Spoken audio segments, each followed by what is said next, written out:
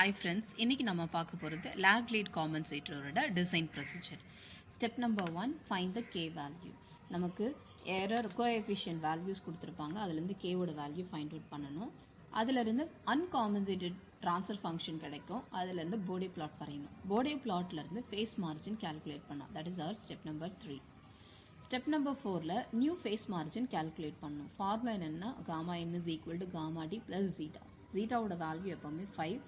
Gamma d என்றது desired phase margin value, gamma n என்றது new phase margin value. Step number 5 வந்து பார்த்தீங்கன்னா new gain crossover frequency calculate பண்ணுவோம். That is omega GCN value. நமக்கு ஏற்கனவே gamma n ஓட value தெரியும். அதிலிருந்து 180 டிகிரியை நம்ம மைனஸ் பண்ணோம் அப்படின்னா 5 GCN ஓட value நமக்கு கிடைச்சிரும். Step number 6 beta ஓட value calculate. Beta ஓட value எப்படி calculate பண்ணணும்? 10 power AGCN divided by 20. Step number 7, determine the transfer function of lag compensator. Because இது வந்து lag lead என்றதுனால first lag compensator ஓட transfer function calculate பண்ணணும். 1 by T1 is equal to omega GCN divided by 10. இதிலிருந்து T1 ஓட value calculate பண்ணிக்கலாம். Transfer function ஓட formula என்னன்னா G1 of S is equal to, அதாவது lag compensator G1 of S is equal to beta into 1 plus ST1 divided by 1 plus beta ST1. அடுத்த step determine the transfer function of lead compensator. First நம்ம பார்த்தது lag compensator, இப்போ lead compensator.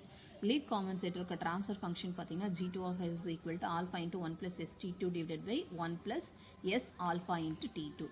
ஆல்ஃபாவோட value beta நம்ம ஏற்கனவே calculate பண்ணோம், அதோட inverse தான் alpha value. T2 வந்து 1 by omega n into root alpha.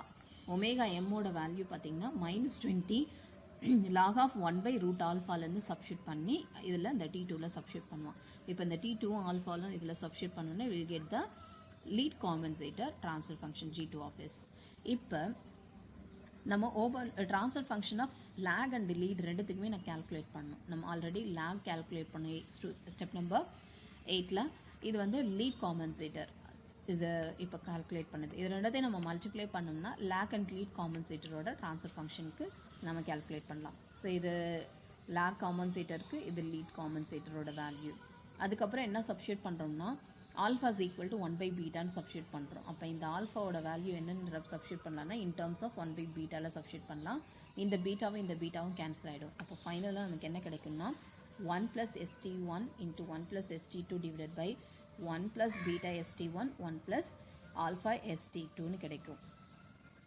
Next நம்ம open loop transfer function calculate பண்ணணும். ஓப்பன் லூப் ட்ரான்ஸ்ஃபர் ஃபங்க்ஷன்னா இங்கே நம்ம கேல்குலேட் பண்ண இந்த வேல்யூ அப்படியே சப்ஸ்டியூட் பண்ணுவோம் இன்ட்டு G of S. இப்போ இது ரெண்டுத்தையும் நம்ம மல்டிப்ளை பண்ணோம்னா நமக்கு காம்பன்சேட்டட் ட்ரான்ஸ்ஃபர் ஃபங்க்ஷனோட வேல்யூ கிடைக்கும்.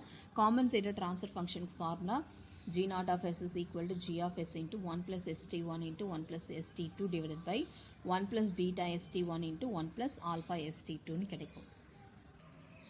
அடுத்த ஸ்டெப்பு கிடைச்ச ட்ரான்ஸ்ஃபர் ஃபங்க்ஷனுக்கு போடே பிளாட் வரையும். அதாவது இது காம்பன்சேட்டட் ட்ரான்ஸ்ஃபர் ஃபங்க்ஷன், அதோட போடே பிளாட். அந்த போடே பிளாட்லேருந்து என்னென்ன கேட்டிருக்காங்களோ அந்த ஸ்பெசிஃபிகேஷன்ஸை நம்ம வெரிஃபை பண்ணிக்கலாம். இது போடே பிளாட் வந்து பார்த்திங்கன்னா லேக் லீட் காம்பன்சேட்டரோட டயக்ராம் இந்த மாதிரி இருக்கும். இதுக்குள்ள கிராஃப் இது. Thank you.